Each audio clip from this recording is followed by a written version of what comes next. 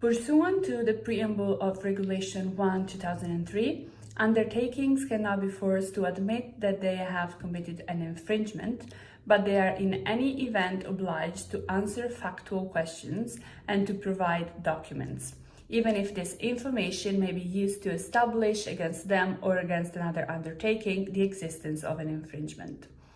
Accordingly, a privilege against self-incrimination exists in EU competition law, but it must be clarified what the content of it is and which subjects are allowed to invoke it.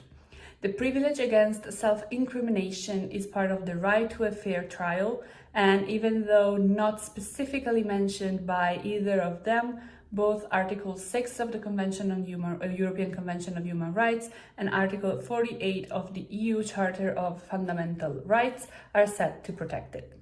At the foremost, it must be noted that the mentioned articles are indeed related to criminal proceedings, in relation to which the Strasbourg Court recognizes its applicability when improper compulsion is realized. However, such court doesn't consider such privilege as an absolute right, and it has therefore indicated the 4 criteria which should be checked in order to determine whether an improper compulsion has occurred. Such criteria are the nature and degree of compulsion, the existence of safeguards in the procedure, the use to which the evidence is put, and finally, whether there is a public interest. According to the case law of the European Court of Human Rights, competition law proceedings, which are administrative in nature, may lead to criminal charges in the form of fines. As a consequence, when the Commission starts an investigation and requires information from undertakings threatening to pose a fine, a suspicion of an infringement of competition rules arises, triggering the application of the safeguards offered by Article 6 of the Convention. When it comes to EU competition law, however, it must be noted that the privilege against self-incrimination, as recognized in the preamble of Regulation 1/2003, needs to be balanced with the duty of undertakings to cooperate with the Commission in proceedings for alleged breaching of competition law. The issue raises 2 different questions. First of all, what the privilege against self-incrimination really covers in EU competition law, and secondly, which subjects can invoke it. The Court of Justice issued its milestone judgment on the issue in the Orcam case in 1989 and has not changed its view on the matter ever since. In that ruling, it stated that in order to preserve the useful effect of the obligation to provide information in competition law proceedings, the Commission is entitled to compel an undertaking to provide all necessary information concerning facts as may be known to it, and to disclose to the Commission documents even if they may be used to establish against the undertaking the existence of an anti-competitive conduct. Following Orcam, a distinction has thus been made between answers regarding factual information and answers which may entail an admission of guilt. The former ones are allowed while the latter ones are not. Consequently, an undertaking is not obliged to admit participation in a competition law infringement and to answer questions which may lead to that admission. Additionally, undertakings are not bound to answer questions related to the nature of an agreement which allegedly breaches EU competition law. It descends from the above that all answers providing an admission of guilt or a subjective appraisal of facts are non-factual and therefore covered by the privilege against self-incrimination. At the same time, a voluntary answer to a non-factual question would be deemed a waiver to the privilege of self-incrimination and might be regarded by the Commission as a mitigating circumstance in the proceeding. A different approach is taken with regard to the disclosure of documents. In such case, the duty to cooperate with the Commission prevails and no privilege against self-incrimination can be invoked by the undertaking at stake.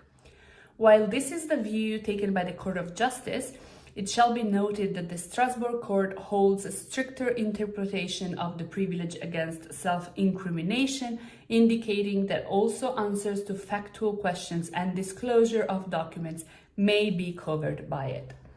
Notwithstanding the differences in views just mentioned, both courts favor a balance between the privilege against self-incrimination and the scope of competition law, demonstrating once for all that such privilege is not absolute in nature. Both courts, in fact, recognize that an absolute privilege against self-incrimination would go beyond the necessary protection of the defense rights of the undertaking and endanger the effectiveness of competition law. This view is at least partially connected to the challenges that Commission officials face when investigating possible competition law infringements, where the efforts to hide evidence are at their peak. Once it's been made clear what the privilege against self-incrimination implies, one must inquire who can exercise it. To answer that question, it's of paramount importance to determine what an undertaking is. According to the Court of Justice, an undertaking is every entity engaged in an economic activity, regardless of the legal status of the entity and the way in which it is financed. Additionally, workers are, for the duration of the relationship, incorporated into the undertaking concerned and thus form an economic unit with each of them. This poses a question with regard to the possible extension of the privilege against self-incrimination to natural persons who work for the undertaking when questioned about an alleged competition law infringement. It must be noted that the Court of Justice has not offered any guideline on the topic, which can therefore only be assessed looking at the modalities with which the Commission runs its investigations and the wording of Regulation 1/2003. According to it, the Commission may interview any natural person who gives their consent, meaning that interviews are conducted on a voluntary basis and the Commission has no power to impose sanctions on natural persons. Moreover, the undertaking can change employees' statements when it deems them not correct without being subject to a fine, while the same cannot happen when a statement is made by the undertaking's legal representatives. In that case, in fact, a lie by a legal representative, if detected by the Commission, could trigger a fine. It follows from the above that the most logical consequence to that would be to only apply the privilege against self-discrimination to the undertaking and therefore to its legal representatives.